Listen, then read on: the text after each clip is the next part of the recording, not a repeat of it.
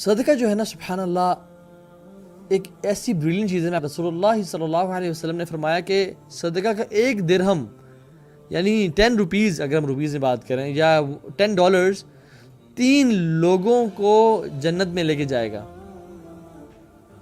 یہ رسول اللہ صلی اللہ علیہ وسلم نے ایگزامپل اور فرمایا کہ صدقہ کا ایک درہم 3 لوگوں کو جنت میں لے کے جائے گا. اور وہ کیسے؟ وہ ہسبینڈ جو کہ مال کماتا ہے، وہ بیوی جو مال کی حفاظت کرتی ہے اور اس کو خرچنے کا ارادہ کرتی ہے، اور اس بیوی کی اولاد یا اس کا غلام جو اس کو ٹرانسپورٹ کرتا ہے اور واقعتاً مستحق انسان تک پہنچاتا ہے. اللہ اکبر. تو ایک درہم سے 3 لوگ جنت میں جائیں گے. اب ہسبینڈ اس نے صدقہ کی نیت سے نہیں بھیجا بیوی کو یا صدقہ کی نیت سے نہیں کمایا، لیکن وہ ارن کرتا ہے، مے بی وہ دبئی میں ہے یا سعودی عرب میں ہے، اینڈ ہی ارنز ہز منی، اور وہ پاکستان میں بیوی اس کی وہ اس کو بھیجتا ہے.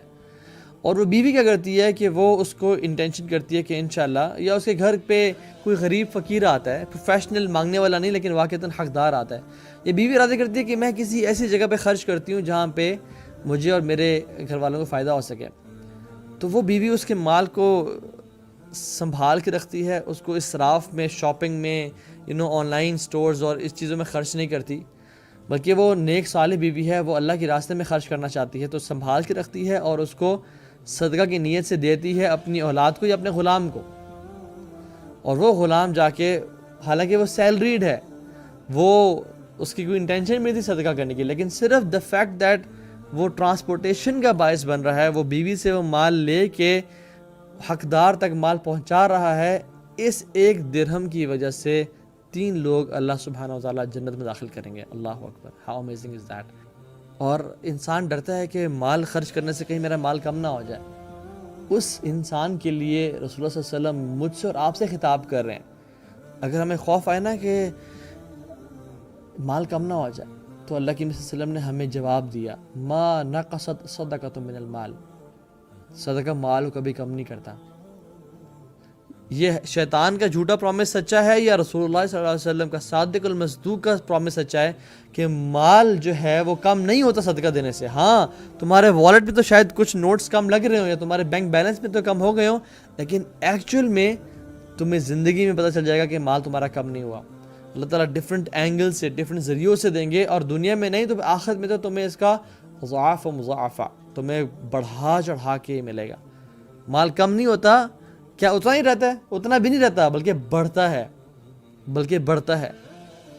حدیث میں کیا آتا ہے؟ ایک اینجل، ایک فرشتہ دن میں اناؤنسمنٹ کرتا ہے کہ یا اللہ جو مال خرچ کرے تو اس کو مزید عطا کر، اور یا اللہ جو مال روکے اس کو تو برباد کر دے. یہ دن میں اناؤنسمنٹ کرتا ہے فرشتہ کہ جو مال خرچ کرے تو اس سے عطا کر، اور جو مال روکے تو اس کو تباہ و برباد کر دے. اور رات میں بھی ایک فرشتہ یہ اناؤنسمنٹ کرتا ہے. میں حدیث کا مفہوم بتا رہا ہوں، I am not quoting the exact words, لیکن یہی مفہوم ہے کہ اللہ کی وسلم نے فرمایا. اللہ تعالیٰ فرماتے ہیں من ذا الذی یقرض اللہ قرضا حسنا. کون ہے تم میں سے جو اللہ رب العالمین کو، ذو العرش المجید فعال لما یرید کو، یقرض اللہ قرضا حسنا، اللہ تعالیٰ کو بہترین قرض حسنہ دے، فیضاعف لہ، اور اللہ تعالیٰ اس کے لیے اس کو بڑھا چڑھا دے، اضعافا کثیرا. کتنا بڑھانا؟ اضعافا کثیرا. اور یہ کون کہہ رہا ہے؟ کوئی بچہ یا انسان نہیں کہہ رہا، یہ اللہ رب العالمین کہہ رہے ہیں. اور امیجن اللہ تعالیٰ کے ہاں کثیرہ کتنا ہوگا، ہم اپنی ذہن و گمان میں بھی اس کو نہیں لا سکتے. اللہ تعالیٰ جس کو بڑھانا چاہیں بڑھا سکتے ہیں. رسول اللہ صلی اللہ علیہ وسلم نے امیر صحابہ غریب صحابہ بلال رضی اللہ تعالیٰ عنہ کو فرمایا، یا بلال انفق ولا تخشى ذی العرش اقلالا. اے بلال تم خرچ کرو اور مت ڈرو کہ عرش کا مالک تم پہ خرچ کرنے سے روکے گا. تم خرچ کرو اور مت ڈرنا کبھی زندگی میں کہ ذو العرش المجید اور فعال لما یرید وہ تم پہ خرچ نہیں کرے گا. کیسے ہو سکتا ہے کہ جب ہم اس رب کو راضی کرنے کے لیے مال دیں تو وہ ہم پہ خرچ نہ کریں؟ اپنے مریضوں کو شفا دینا چاہتے ہیں، رسول اللہ صلی اللہ علیہ وسلم نے ہمیں ایک علاج بتا دیا بہت سارے علاج میں سے، اور وہ ہے کہ داؤ مرضاکم بصدقہ. اپنے مریضوں کا علاج صدقے سے کرو. یہ میں آپ کو گنواتا جا رہا ہوں کہ صدقے کے بینیفٹس کتنے ہیں. شاید کوئی تو ہمیں اثر کر جائے، شاید کوئی تو ہمیں ہٹ کر جائے. حالانکہ صحابہ رضی اللہ تعالیٰ عنہ کو اتنے بڑے بڑے بیانات، اتنے بڑے بڑے ہر حدیث کی فضیلت نہیں پتہ، وہ صرف ایک آیت سن کے اپنا سب کچھ دے دیتے تھے.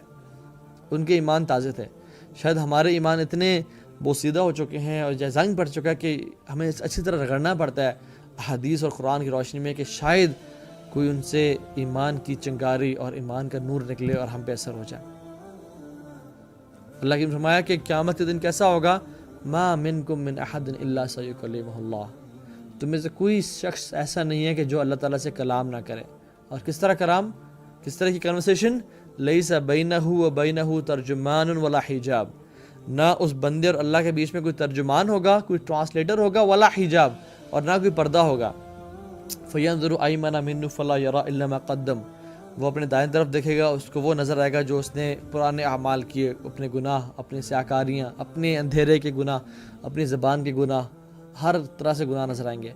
وہ اپنے بائیں طرف دیکھے گا، فینظر اشأم منہ فلا یری الا ما قدم، وہ اپنے بائیں طرف دیکھے گا، اس کو ہر طرح کے گناہ نظر آئیں گے۔ وینظر بین یدیہ فلا یری الا النار، وہ اپنے سامنے دیکھے گا، اس کو آگ نظر آئے گی۔ تو اللہ کی نے اس حالت میں رہنے سے اور اپنے آپ کو بچانے میں ایک ٹرک بتائی۔ جب تم اس حالت میں ہوگے تو تمہیں کیا چیز بینیفٹ پہنچائے گی، فاتقوا النار ولو بشق تمرۃ، اپنے آپ کو اے لوگو آگ سے بچاؤ، ولو بشق تمرۃ، چاہے آدھی کھجور دے کے کیوں نہیں، چاہے تمہیں آدھی کھجور ہی دینی پڑے نا، یا تمہیں آدھی کھجور جتنی ایفرٹ کرنی پڑے اپنے آپ کو آگ سے بچانے کے لیے، تم لازمی کرنا۔ اور اگر تمہارے پاس یہ بھی نہ ہو، او فبکلمۃ طیبہ، تو ایک اچھا بول بول کے ہی تم اپنے آپ کو آگ سے بچا لو۔ اگر تمہارے پاس کھجور بھی نہیں ہے تو تمہارے پاس زبان تو ہے نا، کسی کو اچھا بول دو، سبحان اللہ بول دو، الحمدللہ بول دو، کیونکہ کل معروف صدقہ، ہر نیکی صدقہ ہے۔ صحابی آئے اللہ کے نبی کے پاس، یا رسول اللہ صلی اللہ علیہ وسلم، میرا دل بڑا سخت ہو چکا ہے، میں آپ کو اگر اپنا انسٹاگرام اکاؤنٹ یا فیس بک کھول کے دکھا دوں نا کتنے میسیجز آئے ہوتے ہیں اس حوالے سے، اور اللہ تعالیٰ ہم سب پہ رحم کرے، اور ہمارا بھی یہ حال ہے، اللہ تعالیٰ ہم سب کو بچائے، اللہ تعالیٰ ہم سب کے دلوں کو نرم کرے اور واقعی میں تقویٰ ہم سب کو عطا کرے۔ تو دل بہت سخت ہو چکا ہے، نماز میں مزہ نہیں آتا، نماز میں خشوع نہیں ہے، آنکھوں سے آنسو نہیں بہتے، نیکی کرنے کا دل نہیں چاہتا، گناہ کرنے کی لذت بڑی ہو گئی ہے، فتنوں سے بچ نہیں پا رہا، دل سخت ہو گیا، کیا کروں؟ صحابی آیا، یا رسول اللہ صلی اللہ علیہ وسلم، دل بہت سخت ہو گیا، کیا کروں؟ کہا یتیم کے سر پہ ہاتھ رکھو اور مسکین کو کھانا کھلاؤ۔ میں اور آپ کتنا یہ کام کرتے ہیں؟ کیا یتیم اور غریب مسکین ختم ہو گئے اس دنیا میں؟ کیا یہ عمر بن خطاب کا دور چل رہا ہے جس میں کوئی دینے والے تو ہزاروں لاکھوں ہوں اور لینے والا کوئی نہ ہو؟ نہیں، بلکہ اٹس دا ایگزیکٹ اپوزٹ۔ ہم دیکھیں تو مانگنے والے ہر چوک پہ کھڑے ہیں۔